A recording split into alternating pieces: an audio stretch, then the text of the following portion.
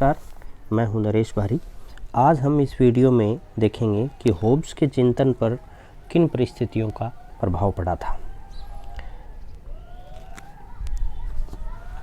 Hobbes के समय में जो वैज्ञानिक आविष्कार हो रहे थे, विज्ञान में कुछ माइलस्टोन इस्टेब्लिश हो रहे थे, उनका होब्स के चिंतन पर बहुत प्रभाव पड़ा। वो क्या चीज़ें थी जो मध्यकाल से अलग करती थी होब्स के चिंतन को, और उन परिवर्तनों के पीछे विज्ञान का क्या रोल था, क्या भूमिका थी। उस समय जो नवीन वैज्ञानिक आविष्कार हो रहे थे, उनकी बदौलत क्या हुआ कि मध्य युग होब्स के दर्शन में या होब्स के मन में मध्ययुगीन दर्शन के जो आधार थे उनके प्रति घृणा पैदा हो गई, क्योंकि मध्य युग में हम जानते हैं धर्म का बोलबाला था।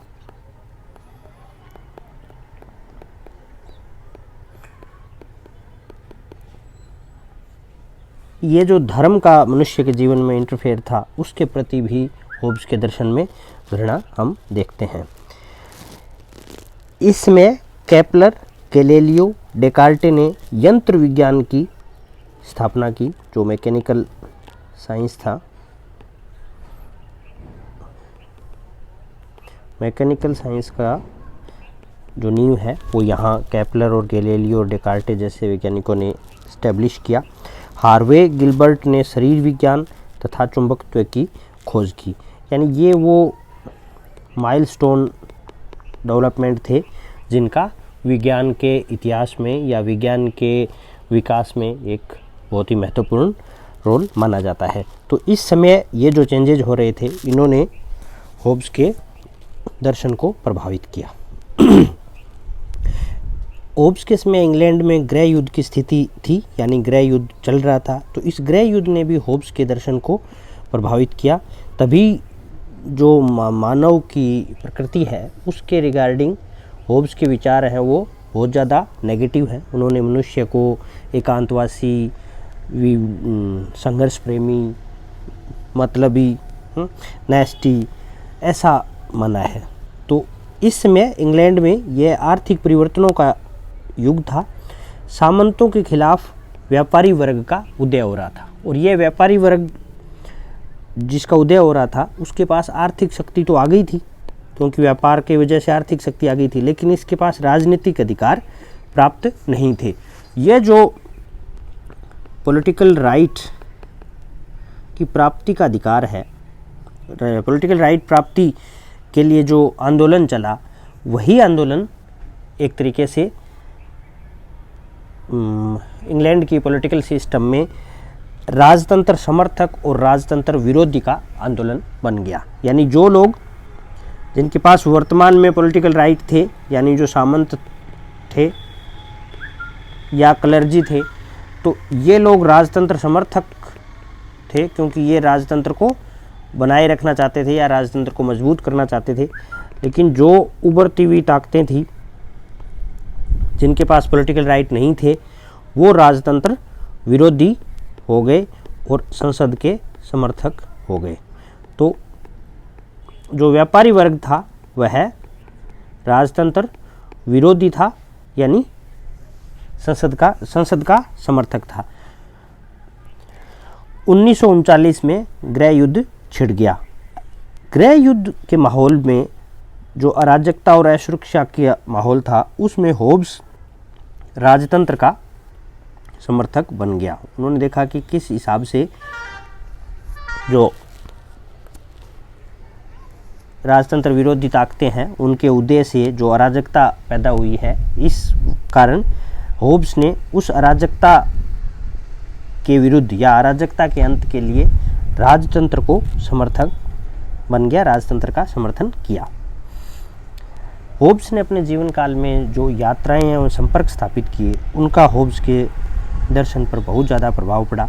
होब्स ने मुख्य रूप से 3 यूरोपीय यात्राएं की, और इन यूरोपीय यात्राओं के दौरान वो जिनके संपर्क में आया, उनका न केवल मानसिक विकास में, उनके दार्शनिक विकास में, बल्कि उन संबंधों का प्रभाव सत्ता के साथ उसके संबंध थे, उनको प्रभावित करने में भी महत्वपूर्ण है।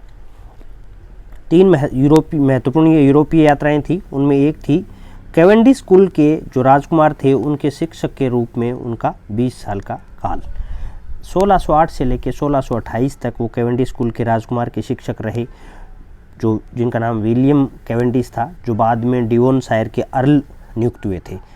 इस स्कूल के साथ संपर्क से उनका बौद्धिक विकास हुआ। 1610 में शिष्य के साथ यूरोप यात्रा से वहाँ के दार्शनिक था नवीन भौतिक विज्ञान के संपर्क में आए, जिससे उन्हें ज्ञात हुआ कि ऑक्सफोर्ड का दर्शन बहुत पुराना पड़ चुका है। कैवेंडिश परिवार के संपर्क में आने के कारण ही इंग्लैंड के बेकन और बेन जॉनसन जैसे बुद्धिजीवियों से परिचित होने का अवसर मिला। देखिए, इलीट फैमिली थी, जो क्योंकि जब राजकुमार था तो उस सम्राट वर्ग के राजकुमार के शिक्षक होने के नाते उनका उच्च ऐसे जो हाई स्टेटस वाले लोग थे उनसे उनका संपर्क इस्टेब्लिश हुआ।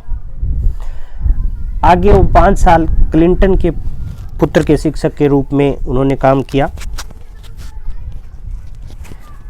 इन 5 सालों में वो 2 विदेशी यात्राओं में बिताए उन्होंने। इस यात्रा में गणित और ज्यामिति की नई खोजों से परिचित हुआ। इटली के गैलीलियो से और पेरिस में फ्रेंच दार्शनिक देकार्त से उनकी भेंट हुई। तीसरी यूरोपीय यात्रा उनकी होब्स उन नवीन विचारकों से प्रभावित हुए जो यांत्रिक आधार पर विज्ञान का क्रमबद्ध रूप से पुनर्निर्माण कर रहे थे। 1637 में यूक्लिड की पुस्तक देखते ही रेखागणित के प्रेमी हो गए थे होब्स। यानी होब्स साइंटिफिक साइंस और मैथ्स साइंस से इतने ज़्यादा इम्प्रेस हुए कि 1637 में उन्होंने यूक्लिड की पुस्तक देखते ही वो उनके प्रेमी हो गए और उन्हें विश्वास हो गया कि सब अनुभूतियाँ गति का प्रमाण है। यानी सब चीज़ों के पीछे जो प्रेरणा है वह मोशन है, मोशन का ही परिणाम है जो कुछ परिघटना संसार में हो रही है।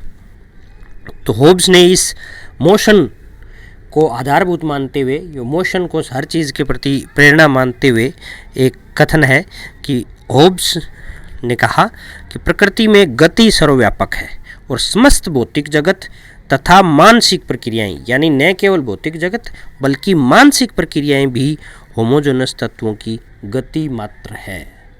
यानी मोशन ही किसी परिघटना, भले ही वो मानसिक हो या भौतिक हो, उसके पीछे प्रेरक शक्ति है।